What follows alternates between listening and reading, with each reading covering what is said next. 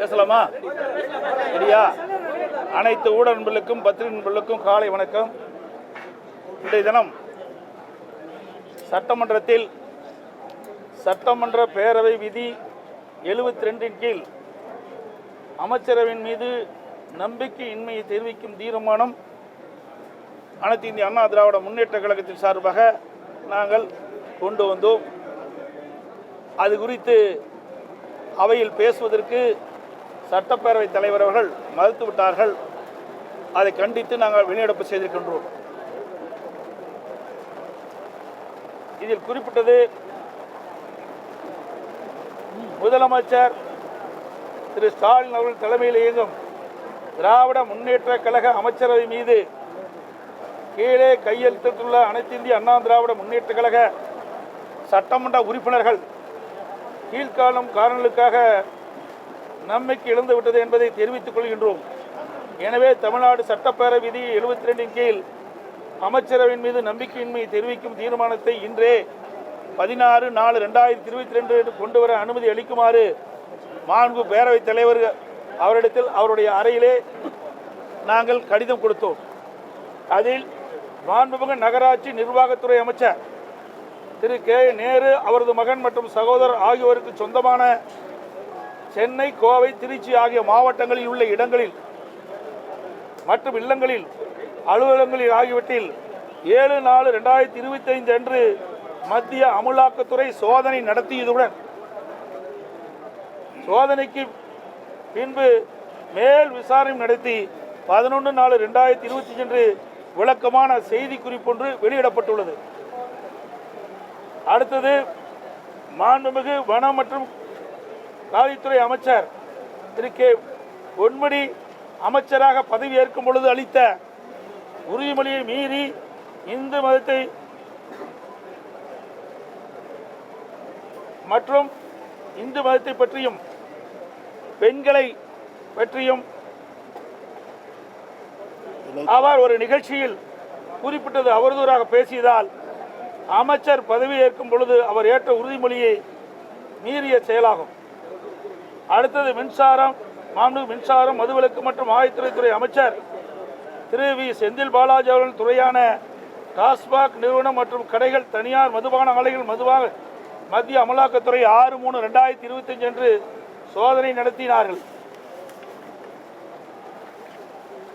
முதற்கட்டமாக சுமார் 1000 கோடி ரூபாய்க்கு மேல் முறைகேடுகள் நடந்துள்ளதாக அமலாக்கத்துறை செய்தி வெளியிடப்பட்டுள்ளன. எனவே மேற்காணும் காரணங்களுக்காக மாண்புமிகு திரு முதலமைச்சர் திரு மு க ஸ்டாலின் அவர்களின் தலைமையில் செயல்படும் அமைச்சரை மீது நம்பிக்கையின்மை தீர்மானம் கொண்டு வர நாங்கள் கடிதம் கொடுத்து இது குறித்து விவாதிக்க வேண்டும் என்று பேரவைத் தலைவர் அனுமதி கொடுத்தோம். அனுமதி மறுக்கப்பட்டது என்பதை நேரத்தில் தெரிவித்துக் கொள்கின்றேன். இது ஒரு முக்கியமான பிரச்சனை. நீங்கள் கடந்த காலத்தில் பார்த்தீங்கன்னா, நீங்கள் இதற்கு முன்பு அவையில் இப்படி அரசின் மீது நம்பிக்கை இல்லா தீர்மானம் வருகின்ற பொழுது 1952, 57 எடுத்திருக்கிறாங்க, 57, 62 எடுத்திருக்கிறாங்க, 1962, 1967 எடுத்திருக்கிறாங்க, 1967, 1970 எடுத்திருக்கிறாங்க, 1971, 1976 எடுத்திருக்கிறாங்க, 1977, 1980 எடுத்திருக்கிறாங்க, 1980, 1984 அவையில் பேசுவதற்கு அனுமதி அளிச்சிருக்கிறாங்க, 1985, 1988 இடைப்பட்ட காலம் எடுத்திருக்கிறாங்க, 2001, 2006 வாக்கெடுப்பு நடத்தல எடுத்திருக்கிறாங்க. இப்படி கடந்த காலத்தில் இப்படி அரசின் மீது நம்பிக்கையின்மை தீர்மானம் கொண்டு வருகின்ற பொழுது அதை அப்பொழுது இருந்த சட்டப்பேரவை தலைவர்கள் அனுமதி கொடுத்து சட்டமன்றத்தில் விவாதிக்கப்பட்டுகின்றது. அதைத்தான் மேற்கோடு காட்டி நாங்கள் பேசினோம். எங்களுக்கு அனுமதி கொடுக்க மறுத்த காரணத்தினாலே நாங்கள் வெளிநடப்பு செய்திருக்கிறோம்.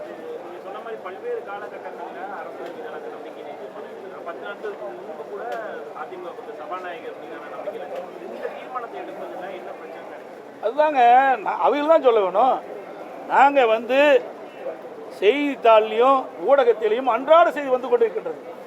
மக்களிடத்தில் ஒரு பதற்றமான சூழ்நிலை நிலவி கொண்டிருக்கின்றது. இன்றைக்கு அமலாக்கத்துறை பல்வேறு துறைகளிலே சோதனை நடத்தி இந்த சோதனை அடிப்படையிலே செய்தியில் வெளியிடுகின்றன. இந்த துறையில் இவ்வளவு கோடிக்கு முறைகேடு நடந்திருக்கு. இந்த துறையில் இருக்கிற அமைச்சர் உறவினர்கள் அவருடைய இல்லத்தில் அலுவலகத்தில் கைப்பற்றப்பட்ட ஆவணங்கள் என்று வெளியிடப்படுகிறது. அது மட்டுமல்ல, ஒரு அமைச்சர் இந்து மதத்தை புண்படுத்துகின்ற விதமாகவும் பெண்களை இழிவுபடுத்துகின்ற விதமாகவும் பேசியிருக்கிறார். இதையெல்லாம் முக்கிய பிரச்சனையா இந்த ஆட்சிக்கு தெரியல.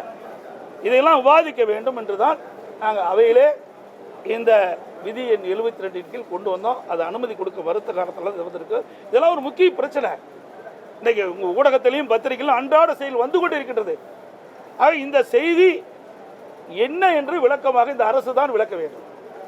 அதை அரசினுடைய கடமை. பிரதான எதிர்க்கட்சி என்ற முறையில் நாட்டில் இருக்கின்ற பிரச்சனையை அரசினுடைய கவனத்திற்கு கொண்டு வரும்.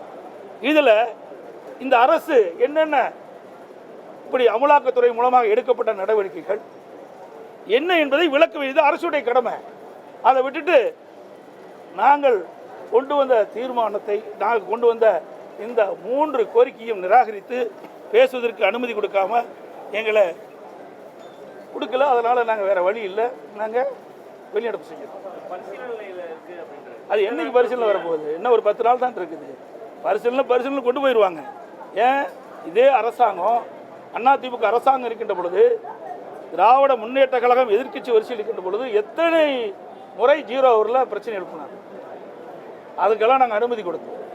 இது முக்கிய பிரச்சனைங்க. ஒரு அமைச்சருடைய வீடு, அமைச்சருடைய மகன் வீடு, அவருடைய அலுவலகங்கள், உறவினருடைய அலுவலகங்களில் இன்றைய தினம் அமலாக்கத்துறை இன்றைக்கு சோதனை நடத்தியிருக்குது. அந்த சோதனையில் பல ஆவணங்கள் கைப்பற்றப்பட்டதாக ஊடகத்திலும் பத்திரிகையிலும் செய்தி வெளியாகியுள்ளன. இதெல்லாம் ஏன் விசாரிக்க முடியாதுன்னா என்ன பண்ணுறது? ஏன் பயப்படுறீங்க? இதை தெளிவுபடுத்த வேண்டியது அரசுடைய கடமை இல்லவா?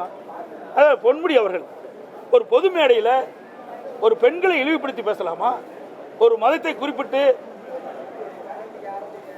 பேசலாமா? இதெல்லாம் தவறு அல்லவா? ஒரு உயர்ந்த பதவியில் இருக்கின்றவர்கள், அது படித்தவர், பேராசிரியர், பேருக்கு ஒன்றும் தெரியாதவர்கள் இல்லை, தெரிஞ்சுதான் பேசுகிறார்.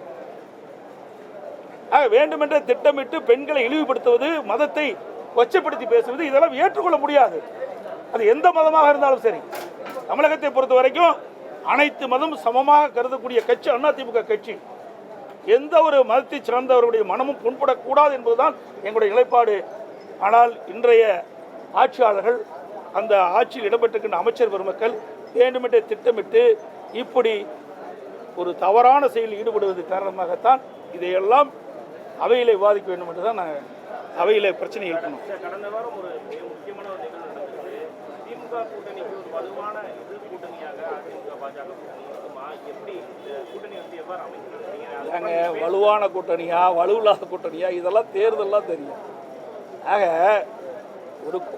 ஒரு கட்சி, அந்த கட்சி வருகின்ற தேர்தலில் வெற்றி பெற வேண்டும். நான் ஏற்கனவே சொன்னேன், சிதறுகின்ற வாக்குகளெல்லாம் ஒன்றாக சேர்த்து எதிரிகளை வீழ்த்த வேண்டும். அப்படி இந்த ஆளுகின்ற திராவிட முன்னேற்ற கழக கட்சி வீழ்த்த வேண்டும், இந்த ஆட்சியிலிருந்து அகற்றப்பட வேண்டும் என்ற கருத்து உள்ள கட்சிகளெல்லாம் ஒன்றாக இணைத்து நாங்கள் தேர்தலில் போட்டியிடுவதற்கு நாங்கள் முயற்சி செய்தோம். அந்த முயற்சி முதற்கட்டமாக பாரதிய ஜனதா கட்சி எங்களோடு இணைந்திருக்கிறோம். இன்னும் பல கட்சிகள் வரும். இன்னும் ஒரு ஆண்டுகள் இருக்கின்றன. அனைத்து இந்திய அண்ணா திராவிட முன்னேற்ற கழகம் பாரதிய ஜனதா கூட்டணி அமைத்திருக்கின்றன. எங்களுடைய கூட்டணியில் இன்னும் பல கட்சிகள் விரைவில் சேர இருக்கின்றன. எல்லாம் எப்படி வெளியில் பேச முடியும்? சிலதான் பேச முடியும், சிலதெல்லாம் பேச முடியும். அதிமுக பாஜக கூட்டணியை வந்து திமுக கூட்டணி விமர்சிக்கிறாங்க. சந்திரபாத கூட்டணி, அதாவது பாஜக கூட்டணி இல்லைன்னு சொன்னவங்க வந்து அதை வச்சிருக்காங்கன்னு ஒரு விமர்சனம் வைக்கிறாங்க. ஏங்க, எங்கள் கட்சி நாங்கள் யார் வேணாலும் கூட்டணி வைப்போம். இவங்களுக்கு ஏங்க எரிச்சல் போடுறாங்க? ஏங்க பயம்? இன்னைக்கு பயம் வந்துட்டுது. அதிமுகங்கிறது ஒரு பிரதான கட்சி. இன்னைக்கு தமிழகத்தில் 30 ஆண்டு காலம் ஆட்சி புரிந்த கட்சி, 50 பொன்விழா கண்ட கட்சி. எங்களுடைய கட்சி ஆட்சிக்கு வர வேண்டும். அந்த எண்ணத்தின் அடிப்படையிலே நாங்கள் கூட்டணி அமைத்துக் கொண்டிருக்கிறோம். ஆகவே நாங்கள் கூட்டணி அமைச்சா உங்களுக்கு என்ன கஷ்டமாக இருக்குது? உங்களுக்கு என்ன எரிச்சல் போடுறீங்க? நாங்கள் யாரோட வேணாலும் கூட்டணி வைப்போம், அது எங்களுடைய இஷ்டம். நீங்கள் இவரோட கூட்டணி வச்சா வரமாட்டீங்க, அவரோட கூட்டணி வச்ச மாட்டீங்க. நீங்கள் சொல்ல அது உங்களுக்கு தகுதி இல்லை, அருகதி இல்லை. இதெல்லாம் மக்கள் முடிவுன்றது, வாக்காளர் பெருமக்கள் முடிவு செய்வது. மாநில உரிமை தொடர்பாக முதலமைச்சர் ஒரு தீர்மானம் கொண்டு வந்திருக்காரு. அதற்கு அதிமுக எந்தவித கருத்தும் தெரிவிக்கல. இது வருத்தம் அளிக்குதுன்னு முதலமைச்சர் சொல்லியிருக்காரு. கடந்த காலங்களில் திமுக கொண்டு வந்திருக்கக்கூடிய தீர்மானங்களுக்கு அதிமுக கருத்து வேறுபாடு இருந்தாலும் அதற்கு ஆதரவு தெரிவிச்சிருந்தாங்க. ஆனா இந்த விஷயத்துல எதுவும் எடுக்கல அப்படின்றாரு. அருமையான கேள்வி கேட்டீங்க. இதனை கேள்வி கேட்பீங்கன்னு நினைச்சிட்டு இருந்தேன். சிந்திச்சு பாருங்க. அத்தனை ஊடகங்களும் பத்திரிகைகளும் மனசாட்சியுள்ள மனிதர்கள் அத்தனை பேரும் எண்ணி பார்க்க வேண்டும். 16 ஆண்டு காலம் மத்தியிலே ஆட்சி அதிகாரத்தில் இருந்தது திமுக. இந்த 16 ஆண்டு காலம் ஆட்சி அதிகாரத்தில் இருக்கின்ற பொழுது அப்பொழுது திமுக மாநில சுயாட்சியை சட்டத்தை கொண்டு வந்து நிறைவேற்றப்பட்டிருந்தால் இந்த பிரச்சனை இருந்திருக்காது. ஆட்சி அதிகாரத்தில் இருக்கும் போதெல்லாம் இதை கொண்டாடல. ஆட்சி அதிகாரத்தில் இல்லாத போது வேறொரு மீது பழி சுமத்துவதற்காக நேற்றைய தினம் இந்த 110 மாநில சுயாட்சி பற்றி இன்றைக்கு வெளியிட்டிருக்கார். நல்லா சிந்திச்சு பாருங்க. 2006 2011 மாநிலத்திலையும் இவருடைய ஆட்சி, மத்தியிலையும் திமுக அங்கம் வைக்கின்ற காங்கிரஸ் கூட்டாட்சி. அந்த காலகட்டத்திலேயாவது கொண்டு வந்து மாநில சுயாட்சி நிறைவேற்றிக்கலாம்ல. ஏன் நிறைவேற்றல? அதுதான் எங்களுடைய கருத்து, எங்களுடைய ஆதங்கம்லாம் அதுதான். ஒரு வாய்ப்பு கிடைக்கின்ற பொழுது தமிழ்நாட்டு மக்களுடைய நலன் சார்ந்த பிரச்சனையை நிறைவேற்றிக்கலாம். அதை தவற விட்டுட்டீங்களே. இப்போ அடுத்த ஆண்டு தேர்தல் வர இருக்குது. அந்த தேர்தல் வருவதற்கு இன்றைக்கே நாடகத்தை ஆரம்பிச்சிட்டாங்க. திராவிட முன்னேற்ற கழக அரசு மீது மக்கள் கொந்தளிப்போடு இருக்கிறாங்க, மிகப்பெரிய வெறுப்போடு இருக்கிறாங்க. திராவிட முன்னேற்ற கழக ஆட்சி அகற்ற வேண்டும். 2026 சட்டமன்ற தேர்தலில் வாக்காளர் பெருமக்கள் எதிர்நோக்கி கொண்டிருக்கிறாங்க. அதை மடைமாற்றுவதற்காக, அதை திசை திருப்புவதற்காக இன்றைக்கு மாநில சுயாட்சி என்ற ஒரு நாடகத்தை நேற்றைய தினம் அரங்கேற்றிருக்கிறார். உண்மையிலேயே இவருக்கு மனசாட்சி இருந்தால் மத்தியில் ஆட்சி அதிகாரம் இருக்கும்போது ஏன் நீங்கள் நிறைவேற்றல? ரகுபதி நேற்று பேசுகிறார் அக்கறையிலேன்னு. நீ மத்திய மந்திரியா இருந்தீங்களா? ரகுபதி அவர்களே மத்திய மந்திரியா இருந்தீங்களா? வேட்டி மாற்றி கட்டிட்டு போனாலும் பரவாயில்ல, அதை பற்றி நாங்கள் கவலைப்படலை. என்ன நீ எந்த கட்சிக்கு வேணாலும் போவா. ஏன்னா அதிமுக என்ற இரவு பகல் வராமல் தொண்டர்கள் உழைத்து ரத்தத்தை வீரையா சிந்தி அவரை எம்எல்ஏ ஆக்கி மந்திரி ஆக்குனது அதிமுக. நாட்டிற்கு அடையாளம் காட்டப்பட்டது, ரகுபதி அவர்களுக்கு அடையாளம் காட்டப்பட்டது அதிமுக.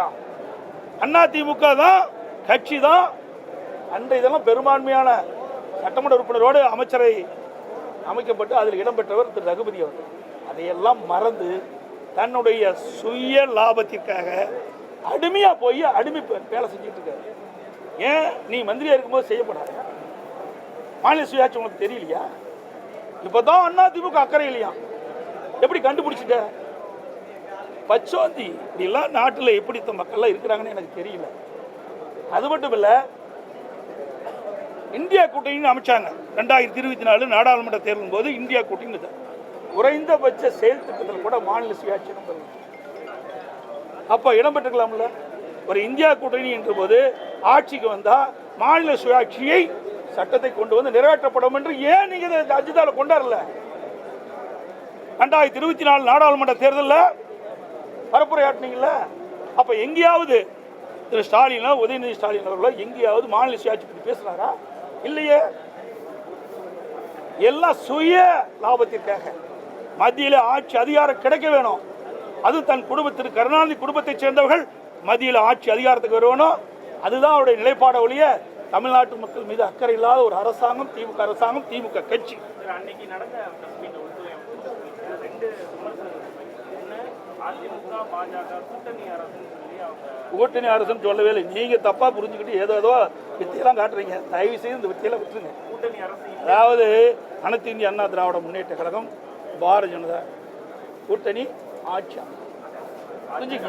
அரசியல் பங்கு ஏங்க திருப்பி அதுக்குள்ள வர ஏதாவது விறுவிறுப்பான செய்தி உங்களுக்கு வேணும், எங்கிட்ட இருந்து புடுங்க வேணும். அப்படிலாம் அவர் சொல்லவே இல்லை. திருப்பியும் சொன்னார். டெல்லிக்கு மாண்புமிகு பிரதமர் மோடி அவர்கள் தமிழ்நாட்டுக்கு என்னுடைய பெயரை சொல்லி சொன்னார். இதிலிருந்து நீங்கள் புரிஞ்சுக்க வேண்டியதானே. இதிலிருந்து ஏதாவதோ அதில் கண்டுபிடிச்சி விஞ்ஞான மூளையெல்லாம் பயன்படுத்தி கண்டுபிடிக்கிற வேலையில் விட்டுருங்க.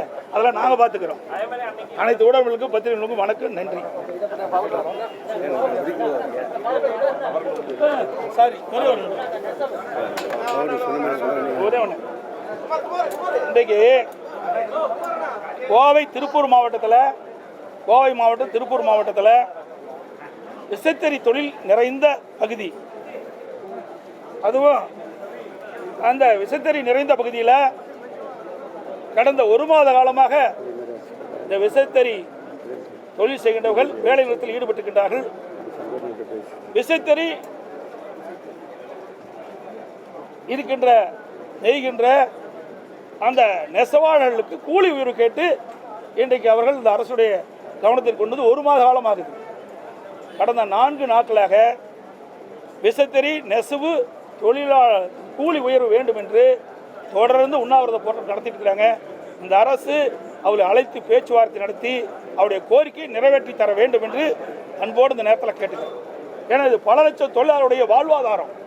ஏன்னா வேலை நிறுத்தத்தில் ஈடுபட்டால் இன்றைக்கு அந்த தொழிலாளருக்கு வருமானம் இல்லாமல் போயிடும். அதனால் இந்த அரசு தனி அக்கறை செலுத்தி அந்த விசைத்தறி உரிமையாளர்கள் அந்த கூலிக்கு நெய்கின்ற அந்த விசைத்தறி உரிமையாளர்களை அழைத்து அந்த கூலி உயர்வு ஒரு முடிவு கொண்டு வந்து அவர்களுக்கு கோரிக்கையை நிறைவேற்றுவதற்கு இந்த அரசு முயற்சிக்க வேண்டும் என்று ஊடகத்தின் வாயிலாக பத்திரிகை கேட்டுக்கொள்கிறேன்.